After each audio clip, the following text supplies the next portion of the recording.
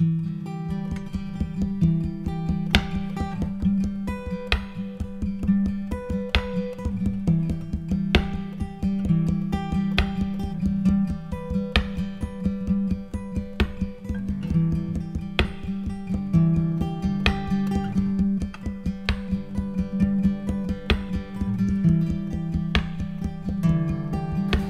guys, we're here at Colombo. My name is Dan and I'm going to show you how to make a V60 pour over.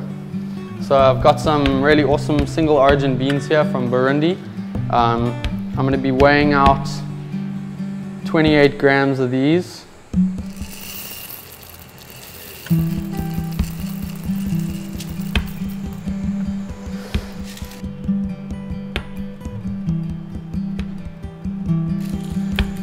You want to grind that on a filter setting, so a paper filter setting, which is generally about 5 on any home grinder. I'm not going to grind them yet. I'll grind them right before I'm about to pour water into them so that they stay really as fresh as possible. What I'm doing now is I'm just folding my paper filter, get it into my V60, and you want to zero it on your scale.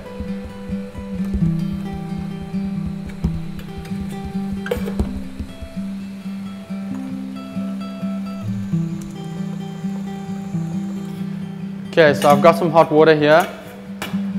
You don't want your water to be too hot, and that's why I've got a thermometer. If your water is over 94 degrees, you're going to end up burning your coffee.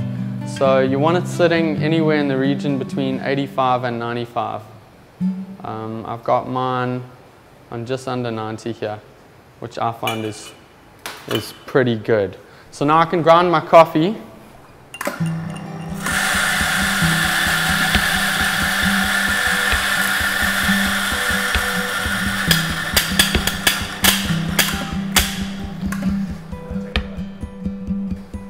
At this point, you want to be getting the water into the coffee pretty soon, so it doesn't sit here getting stale at all.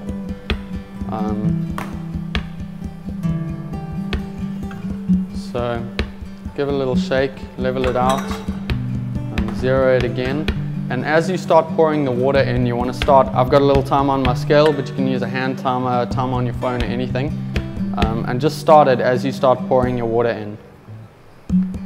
Pour in 50 grams of water and try and saturate all of the coffee, the ground coffee in here without touching water on the sides of the paper filter. And you'll notice that your coffee rises. That's called a bloom. So you want to let it bloom. I let it bloom for 18 seconds, which is now. And then I'll start pouring again in a clockwise direction. Nice slow circling. You can fluctuate the level of your water. So bring it up, down, remembering not to hit the sides, like I said. And I like to end it off just pouring directly into the middle once I've risen my coffee. And I'm going for 415 grams of water. The reason we use grams is because your coffee weight is much more consistent than your coffee volume. Volume will change with temperature. So keep that in mind. Cool. 416 grams, and yeah, now we'll just let it drip through.